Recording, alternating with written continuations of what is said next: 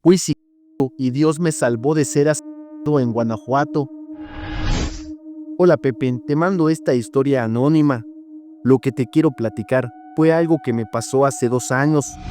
Yo soy de Celaya, Guanajuato. Es importante mencionar que hubo un tiempo en que anduve de sicario y llegó el momento en que me empezó a ir bien económicamente.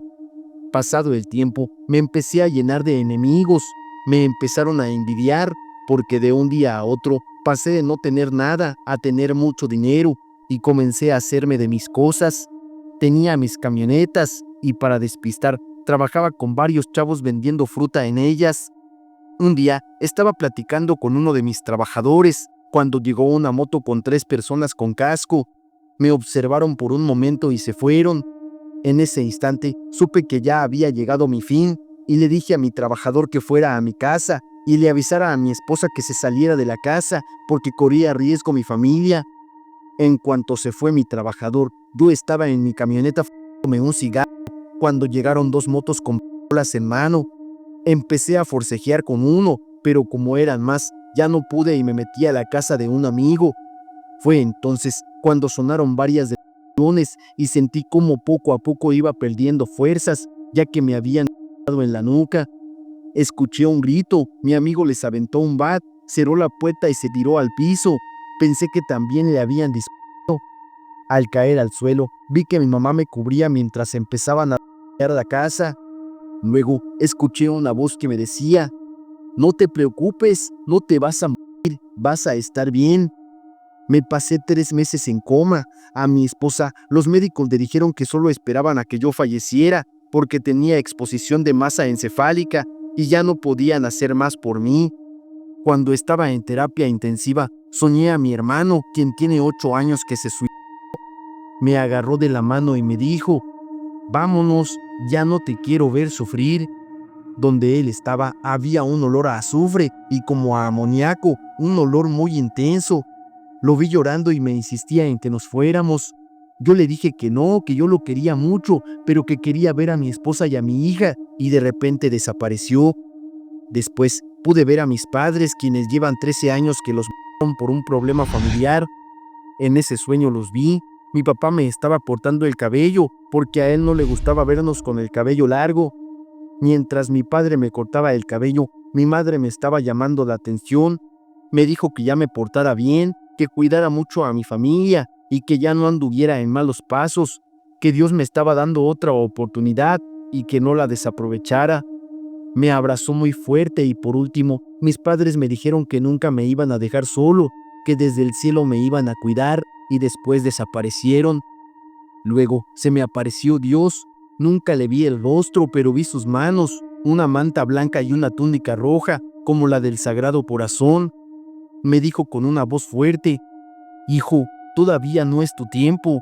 Remedia las cosas malas que has hecho, valora tu vida y a tu familia, y valora esta oportunidad que te estoy dando. Recuerda que volviste a nacer". Luego me abrazó y todo el tiempo que seguí en coma, soñaba que no podía mover mi cuerpo del lado derecho, que me tenían con muchos aparatos y un tubo en la tráquea. Cuando desperté del coma, todo lo que soñé lo estuve viviendo en la vida real. No podía mover mi mano y con terapia poco a poco pude mover un poco mi pie. Fue como un déjà vu de todo lo que iba a vivir en la vida. En ocasiones veo a mis padres como si todavía estuvieran al pendiente de mí, aun cuando te confirmo que ellos llevan 13 años que fallecieron. Lo que te platico quiero que sea anónimo.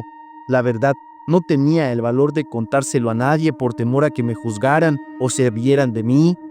A los pocos que se los he platicado, algunos me escuchan y otros se ríen, pensando que lo estoy inventando o que estoy loco. El cerdo gigante que tapa los caminos en los pueblos. Hola Pepe, buen día. Quiero contarte la historia que me ocurrió con mi papá y mi tía. Todo sucede en Tantoyuca, Veracruz, en un ranchito llamado Cornizuelo, donde casi no habita gente. Es muy poca la gente que vive a kilómetros y hay muy poca iluminación por las noches. Los caminos son largos y con subidas muy grandes.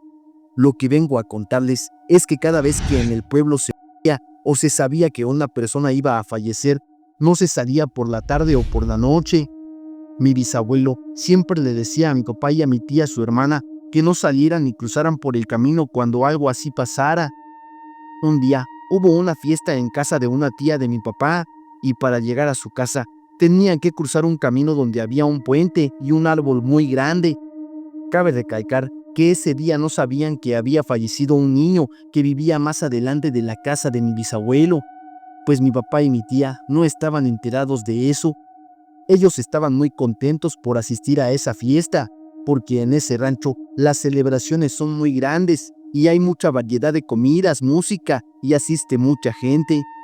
Para llegar a la fiesta había diferentes caminos, pero ellos tomaron el camino que los conduciría directamente a la casa donde estaba la fiesta, aunque en ese camino estaba el árbol y el puente.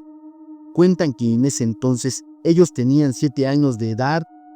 El día que falleció el niño, ellos acudieron a la fiesta de mi tía, pero sabían que por ese camino se aparecía un cerdo muy grande que tapaba el puente para que nadie pasara por ahí. Mi bisabuelo siempre tuvo ese miedo de que ellos pasaran por ese lugar, ya que no estaban enterados de la muerte de aquel vecino. Del entusiasmo por ir a la fiesta, pasaron a vivir una espantosa experiencia al ver a aquel cerdo acostado en el camino. Dicen que nada más se escuchaba cómo bufaba de lo gordo y pesado que estaba. Cuando mi papá y mi tía vieron a aquel cerdo recostado en el puente, sintieron tanto miedo que salieron corriendo del lugar, viendo aquellos grandes ojos rojos y brillantes del animal. Nadie sabe por qué sucede esto o por qué se manifiesta ese animal, pero se sigue apareciendo. A mí me ha tocado recorrer el camino de día y ver aquel árbol y el puente, que de verdad están muy grandes. Tengo 3 años que no asisto a ese rancho, pero siempre me sorprenden mucho las historias. Espero que a alguien de la comunidad le guste esta historia que vivieron mi padre y mi tía. Muchas gracias y espero ver mi historia en tu canal.